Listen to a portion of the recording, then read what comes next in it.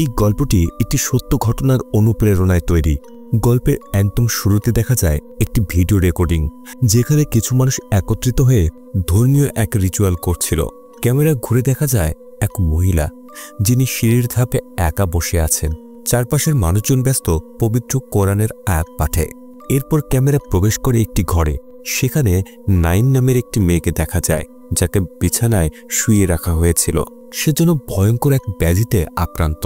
অল্প কিছুক্ষণ পরে নাইম মারা যায়। ক্যামেরায় দেখায় নাইমের বড় বোন তার বোনের মৃতদেহকে গোসল করাচ্ছিল। এরপরেই দাফনের দৃশ্য দেখানো হয়, আর নাইমের ছোট মেয়ে শুধু মায়ের কবর জড়িয়ে ধরে কাঁদছে। বেশ বছর কেটে যায়। সে ছোট মেয়ে বড় হয়ে ওঠে। তার নাম পারি। প্রাপ্তবয়স্ক হয়ে পারি বিয়ে করে। তার চাচাতো ভাই গোরান বিয়ের অনুষ্ঠানে আসে, আর বরের নাম হলো হিয়া। সবাই মিলে আনন্দে উৎসব করে এবং এখান থেকেই মূল কাহিনী শুরু হয়। বিয়ের কয়েক মাস পর হিয়া ও পারি তাদের নতুন বাড়িতে চলে আসে। হিয়া তখন গোরানের সঙ্গে তুহু নামের জায়গায় কাজ করত, কিন্তু কিছুদিন ধরে হিয়া কাজে যাচ্ছিল না। পারি এতে চিন্তিত হয়ে পড়ে, কিন্তু হিয়া তাকে সান্ত্বনা দেয়, জানা যে সে গোরানকে আগেই জানিয়েছে। চিন্তার কিছু নেই। দুজনেই পারির জিনিসপত্র গোছাতে ব্যস্ত হয়ে পড়ে। এই সময় পারি তার মায়ের পুরনো জিনিসপত্র খুঁজতে গিয়ে কিছু ভিডিও ক্যাসেট ও একটি হ্যান্ডিক্যাম খুঁজে পায়। পারি সেই হ্যান্ডিক্যাম ব্যবহার করে বাড়ির ভেতরের ঘরগুলো ভিডিও করে। একসময় সে নামে নিচের বেসমেন্টে, যেখানে হিয়া ব্যস্ত ছিল পুরনো জিনিস সাজাতে। হিয়া পারির কাছ থেকে ক্যামেরাটি কেড়ে নেয় এবং বলে, এই পুরনো বাড়ির জিনিসপত্রগুলো থেকে দূরে থাকো। রাতে পারি ঘুমোতে পারে না। সে তার শৈশবের অ্যালবাম খুলে দেখে। হিয়া জেগে উঠে জিজ্ঞেস করে, এখনো ঘুমাওনি কেন? পারি বলে সে ঘুমোতে পারছে না এবং তার মায়ের পুরনো বাক্সটি সম্পর্কে জানতে চায়। হিয়া বলে সে কিছু জানে না, তবে মনে হয় বাক্সটি অন্য জিনিসগুলোর সাথেই আছে। সে পারিকে বলে, অপ্রয়োজনীয় জিনিসগুলো ফেলে দাও। ঠিক মাঝরাতে পারির ঘুম ভেঙে যায়। বিদ্যুৎ চলে যাওয়ায় সে টর্চ নিয়ে বাইরে বের হয়। চারিদিকে দেখতে গিয়ে সে দেখে তার মায়ের সেই পুরনো বাক্সটি এখন ড্রয়িং রুমে আছে। কিন্তু বাক্সটি এখানে এলো কিভাবে? পারি বাক্সটি খুলে দেখে ভেতরে কিছু পুরনো জিনিস। তার মধ্যে একটি ভিডিও ক্যাসেটও রয়েছে। হঠাৎ তার পেছনে থাকা টেলিভিশন নিজে থেকে চালু হয়ে যায় এবং একটি রেকর্ডিং চলতে শুরু করে। ভিডিওতে দেখা যায় কয়েকজন মানুষ নাইম অর্থাৎ পারির মায়ের জন্য প্রার্থনা করছে। এরপর টেলিভিশন হঠাৎ নিজে থেকেই বন্ধ হয়ে যায়। পারি ভয়ে ঘুরে দাঁড়িয়ে দ্রুত বাক্সটি বন্ধ করে দেয়, কিন্তু তখন সে অদ্ভুত কিছু দেখতে পায়, যা দেখে সে ভয়ে তাড়াতাড়ি বিছানায় ফিরে যায়। পরের দিন সকালে হিয়া জেগে উঠে নাস্তার প্রস্তুতি নেয়। সে দেখে তার স্ত্রী পারির মুখ বিষণ্ণ, তাই জিজ্ঞেস করে, কি হয়েছে? পারি কিছু বলতে চায় না। সে ভয়ে চুপ করে থাকে, কারণ সে ভাবছে স্বামীকে বললে হয়তো সে রেগে যাবে। হিয়া আশ্বস্ত করে, আমি রাগ করব না, তুমি বলো কি হয়েছে। অবশেষে পারি জানায় সে স্বপ্নে তার মাকে দেখেছে। হিয়া বিষয়টি শোনে এবং বলে, চলো শুক্রবারে আমরা কবর জিয়ারতে যাই। এরপর হিয়া বলে সে কয়েকদিন ধরে দোকানে যায়নি, তাই আজ কাজে যাবে বলে বিদায় নেয়। আর পুরো বাড়িতে একা থেকে যায় পারি এবং সারাক্ষণ গতরাতের ঘটনার কথা ভাবতে থাকে। সকালে ঘর পরিষ্কার করার সময় সে ভ্যাকুয়াম ক্লিনার চালায়, কিন্তু হঠাৎ সেটি নিজে থেকে বন্ধ হয়ে যায়। বাড়িতে একটা অদ্ভুত নীরবতা নেমে আসে। এই সময় গোরান এসে হাজির হয়। সে জানতে চায় হিয়া কোথায়। পারি জানায় সে দোকানে গেছে। গোরান বলে যাওয়ার আগে সে একটু টয়লেট ব্যবহার করতে চায়। পারি তাকে টয়লেট দেখিয়ে দেয়। টয়লেট থেকে ফিরে গোরান অবাক হয়ে বলে, তোমার বাড়িটা তো অনেক বড়। পারি শুধু হেসে বলে, এর পরে যখন আসবে ফোন করে এসো, যেন হিয়া সন্দেহ না করে। পরে গোরান দোকানে গিয়ে হিয়ার সঙ্গে দেখা করে। সে হেসে জিজ্ঞেস করে, আমি তোমার বাসায় গিয়েছিলাম বলে তুমি কি ঈর্ষা করো? হিয়া গম্ভীরভাবে বলে, তুমি ওখানে যেও না, বিশেষ করে আমি না থাকলে। গোরান জবাব দেয়, পারি আমার নিজের বোনের মতো, চিন্তা করো না। কিছুক্ষণ পরে বিদ্যুৎ বিল সংগ্রহকারী আসে। সে জানায় বিদ্যুৎ বিল এখনো পরিশোধ করা হয়নি। দুপুরে হিয়া মসজিদে গিয়ে জামাতে নামাজ পড়ে। নামাজ শেষে সে ইমাম সাহেবকে সালাম দেয়। ইমাম জিজ্ঞেস করেন, তোমার স্ত্রী পারি কেমন আছে? হিয়া বলে, পারি সবসময় বাড়িতে থাকে, দোকানে যাওয়ার কাজটা আমি করি। ইমাম তাকে একসাথে দুপুরের খাবারের আমন্ত্রণ জানালেন, কিন্তু হিয়া রাজি হয় না, কেননা তাকে আবার কাজে ফিরতে হবে। এদিকে বাড়িতে একা থাকা পারি ঘর পরিষ্কার করতে থাকে। এরই মাঝে সে মায়ের বাক্সটি খুলে ভেতরে পুরনো জিনিসগুলো দেখতে থাকে। হঠাৎ রান্নাঘর থেকে ফুটন্ত পানির শব্দ আসে। সে ছুটে গিয়ে চুলার পানি বন্ধ করে দেয়, কিন্তু যখন আবার ড্রয়িং রুমে ফিরে আসে সে দেখে দাঁড়িয়ে আছে একটি আত্মা। আর তার চারপাশে কালো পোশাক পরা জিনদের দল ঘিরে রেখেছে। কিন্তু তখনই হিয়া বাড়ি ফিরে আসে, আর সেই দৃশ্য মুহূর্তেই অদৃশ্য হয়ে যায়, যেন কিছুই ঘটেনি। ভয়ে কাঁপতে থাকা পারি চোখের পানি ধরে রাখতে পারে না। রাতের দিকে পারি আবারও পুরনো ভিডিও ক্যাসেটের রেকর্ডিং চালায়। সেখানে দেখা যায় ছোটবেলায় পারিকে গোরানের সঙ্গে বিয়ের জন্য প্রস্তাব দেওয়া হচ্ছে। গোরানের মা চেয়েছিলেন নিজের ছেলেকে পারির সঙ্গে বিয়ে দিতে। ভিডিও দেখা শেষ হলে পারি নিচতলায় শব্দ শুনতে পায়। সে হাতে ক্যামেরা আর টর্চ লাইট নিয়ে নিচে নেমে আসে এবং ঘরের প্রতিটি কোণা পরীক্ষা করতে থাকে। হঠাৎ সে দেখে সাদা কাপড়ে পরা এক ছায়ামূর্তি হেঁটে যাচ্ছে রান্নাঘরের পাশে দিয়ে। পরের দিন সকালে পারি তাড়াতাড়ি হিয়াকে সেই ভিডিও দেখায়, যাতে আগের রাতের অদ্ভুত দৃশ্য ধরা পড়েছে বলে সে মনে করে। কিন্তু হিয়া একটুও বিশ্বাস করে না। পারি তাকে বোঝানোর চেষ্টা করে যে এই বাড়িতে আরও কেউ আছে, আমি সত্যিই দেখেছি। হিয়া বিরক্ত হয়ে বলে, এই পুরনো ক্যামেরা নিয়ে আর খেলা করো না তো। তারপর গোরানের ফোন পেয়ে সে দ্রুত দোকানে চলে যায়। হিয়ার অবিশ্বাসে পারি মন খারাপ করে ফেলে। এই সময় গোরান নিজ বাড়িতে পুরনো ভিডিও রেকর্ডিংগুলো চালাতে থাকে। ভিডিওতে দেখা যায় ছোট পারি ঘুম থেকে সবে মাত্র উঠেছে। তখন গোরানের মা, যাকে পারি বিবি বলে ডাকে, পারিকে বকাচকা করে বলছে, এইভাবে ঘুমিয়ে থাকলে তুই বাচ্চাদের দেখাশোনা করবি কিভাবে। গোরান শুধু চুপচাপ সেই দৃশ্য রেকর্ড করে যায়। আর তার মা তখনও বলে যাচ্ছে অচিরেই পারির বিয়ে হয়ে যাবে। এদিকে পারির মা তার কাঁদতে থাকা মেয়েকে শান্ত করছে, যাকে বিবি একটু আগেই বকেছিল। গোরান তখন ড্রয়িং রুমে বসে হঠাৎ মায়ের কণ্ঠস্বর শোনে অন্য ঘর থেকে। সে দেখে তার মা যেন ছোটবেলার পারির সঙ্গে কথা বলছে। গোরান এগিয়ে গেলে সেই মায়ের ছায়ামূর্তি হঠাৎ অদৃশ্য হয়ে যায়। চমকে ওঠা গোরান চারপাশে তাকায় আর দেখে একটি ভিডিও ক্যাসেট বাতাসে ভেসে উঠে মেঝেতে পড়ে যায়। গোরান ক্যাসেটটি হাতে তুলে নেয় আর হঠাৎ দেখে তার মা সোফায় বসে আছে। একই সময় দুপুরে হিয়া মসজিদে বসে কোরআন তেলাওয়াত করছে। একজন জামায়াতের সদস্য হঠাৎ বলে ওঠে, ফারুক নামের লোকটা সত্যি অদ্ভুত। হিয়া তাকিয়ে দেখে এক ব্যক্তি মসজিদের কোণায় একা বসে আছে। জামায়াতের লোকটি বলে, অনেক মানুষ ফারুকের কাছে যায় কালো জাদু ও জিনের প্রভাব কাটাতে। হিয়া মুখে কিছু বলে না, তবে তার মুখভঙ্গি দেখে বোঝা যায় সে এসব জাদুবিদ্যা বিশ্বাস করে না। তখন সেই ব্যক্তি বলে, সহিহ বুখারী হাদিসেই তো বলা আছে আমাদের নবীকেও জাদুটনা করা হয়েছিল। সেদিন রাতে নামাজ শেষে পারি রাগান্বিত হয়ে ঘর থেকে বেরিয়ে আসে। যদিও হিয়া তাকে ডেকে কথা বলতে চায়, সে এখনো ক্ষুব্ধ, কারণ হিয়া তার দেখা ভৌতিক দৃশ্যগুলো বিশ্বাস করে না। রাত গভীর হলে পারি ঘুমাতে পারে না, বারবার জেগে ওঠে। হঠাৎ সে শুনতে পায় কিছু মানুষ বলছে আজ রাতেই পারির বিয়ে হবে। সে তাকিয়ে দেখে গোরানের মা পা ভেজা মাটিতে রাখছে। পারি ভয় পেয়ে হিয়াকে জাগানোর চেষ্টা করে, কিন্তু যখন সে হিয়ার দিকে তাকায় দেখে হিয়ার জায়গায় এখন কোরআন বসে আছে। পারি চিৎকার করে ওঠে আর হিয়া তাকে জড়িয়ে ধরে শান্ত করে। পরের দিন সকালে গোরান আবারও পুরনো ভিডিও রেকর্ডিংগুলো পরীক্ষা করে। এদিকে হিয়া দোকানে যাওয়ার প্রস্তুতি নিচ্ছে। পারি এখন ব্যস্ত গোরানের দেওয়া অন্য একটি ক্যামেরা নিয়ে কাজ করতে। এই কথা শুনে হিয়া রেগে যায়। সে ভাবে, আমার স্ত্রীর জীবনে কোরআন কেন এত জরুরি।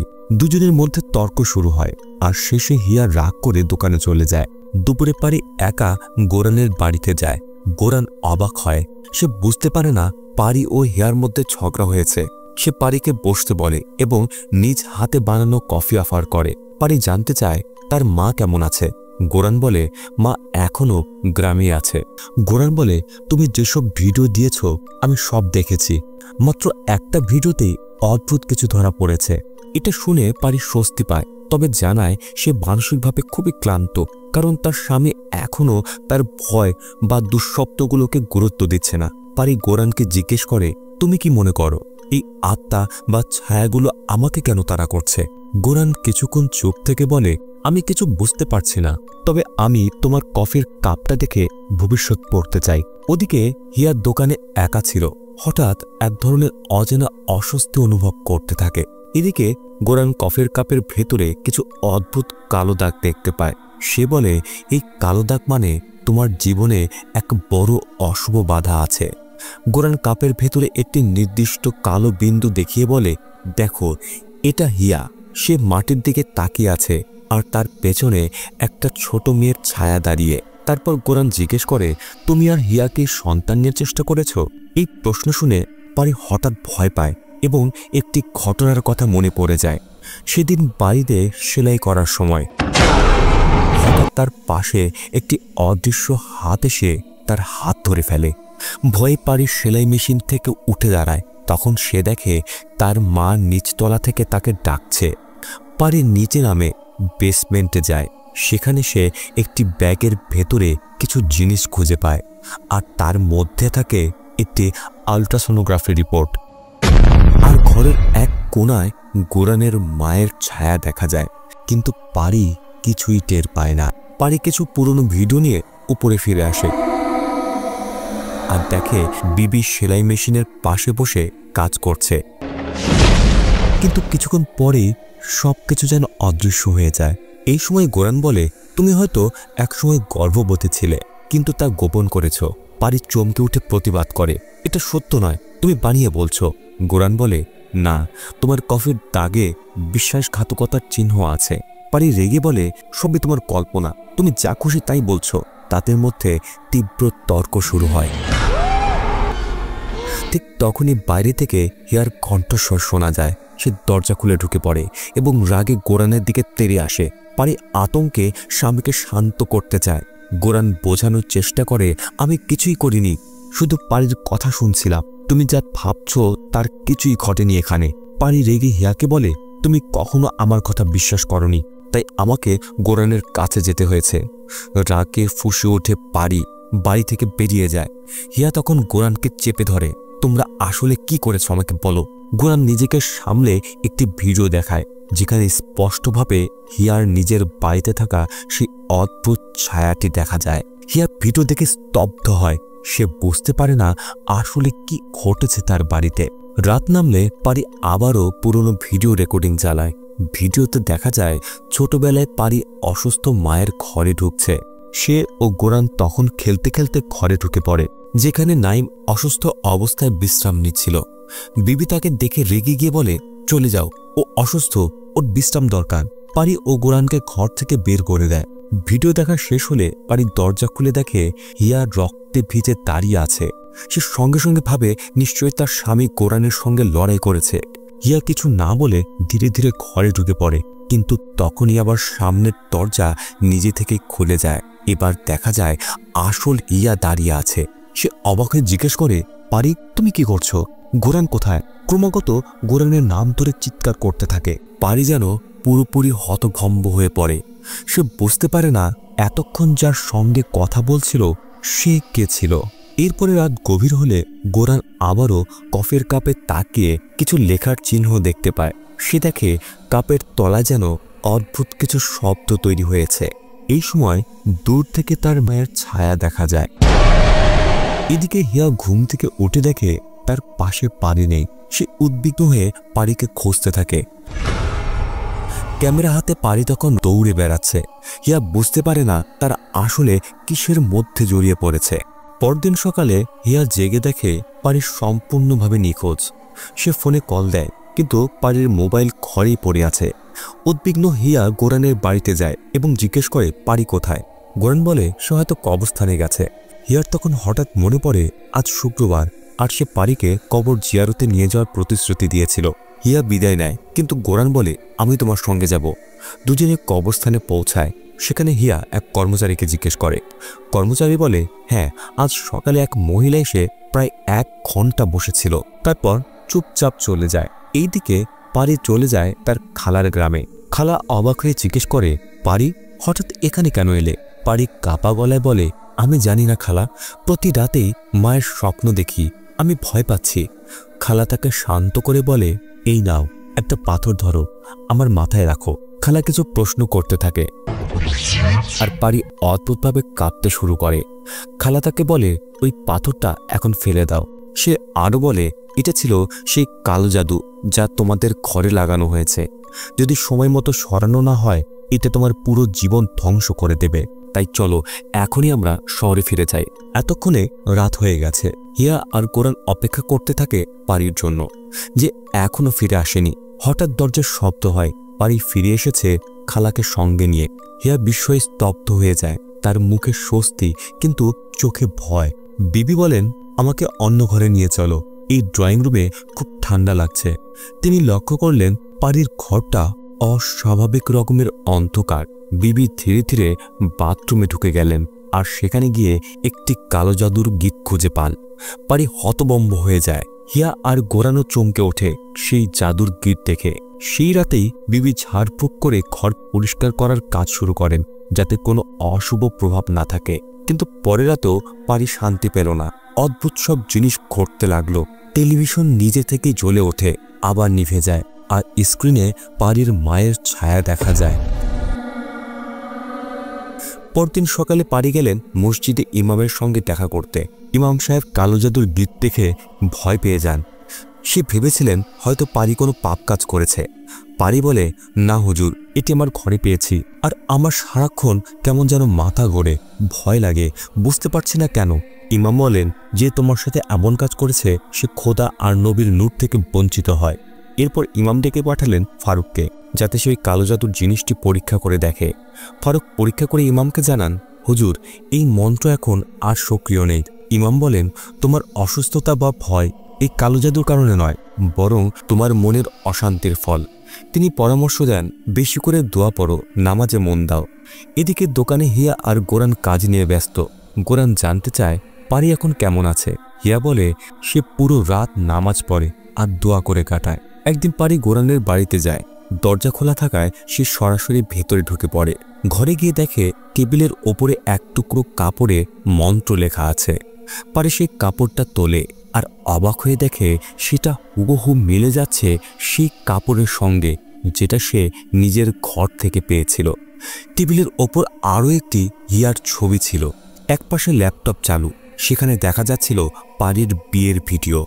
ভিডিওটা মনোযোগ দিয়ে দেখতেই দেখা গেল গোরান তার কানে কিছু ফিসফিস করছে আর গোপনে পারির চুলের কিছু কোছা কেটে নিচ্ছে। এটা দেখে পারির মাথায় যেন আকাশ ভেঙে পড়ে। সে দ্রুত অন্য ভিডিও খুঁজতে লাগে, যেটা সন্দেহজনক মনে হচ্ছিল। একটি পুরনো ভিডিও পেল, যেখানে দেখা যায় গোরানের মা পারির মায়ের মৃতদেহ গোসল করাচ্ছে। সেই সময় গোরানের মা মৃতদেহের মুখে সেই কালো জাদুর কাপড় ঢুকিয়ে দিয়ে মন্ত্র পড়তে শুরু করে।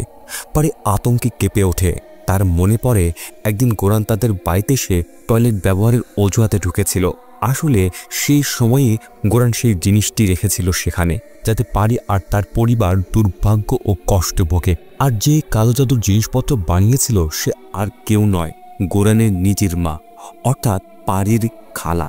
গোরান মূলত পুরনো বাড়িতে সেই জিনিসটি বসিয়েছিল, কিন্তু পারি পরে নতুন বাড়িতে চলে যায়। এই সকল সত্য জানার পর দুঃখে ভয়ে ভেঙে পড়া পারি কবরস্থানে ফিরে যায় এবং কবর রক্ষককে বলে, অনুগ্রহ করে আমার মায়ের কবরটা খুঁড়ে দেখান। অবশেষে বিকালে কবরটি খোঁড়া শেষ হলো। কবরের ভেতরে পারির মায়ের মৃতদেহের মধ্যে পাওয়া গেল সেই কালো জাদুর গিট। এই দৃশ্য দেখে পারি ভীষণ ভেঙে পড়ে। তার নিজের খালা এমন ভয়ঙ্কর কাজ করতে পারে তা সে কখনো কল্পনাও করেনি। রাতে বাড়ি ফেরার আগে পারি মসজিদে গিয়ে ইমাম সাহেবের সঙ্গে দেখা করে এবং তাকে দেখালো সেই ভিডিও, যেখানে দেখা যায় বিবি তার মায়ের লাশের মুখে সেই জিনিসটি দিচ্ছে। এখন পারি সব বুঝতে পারে তার মা কেন বারবার স্বপ্নে বা ছায়ায় দেখা দিচ্ছিলেন, কারণ তিনি মেয়েকে সতর্ক করতে চাচ্ছিলেন যেন তার কবরের ভেতরে কিছু ভয়ঙ্কর একটা আছে। ইমাম মনোযোগ দিয়ে ভিডিওটি দেখেন, তারপর ধীরে বলেন, ইফরিত।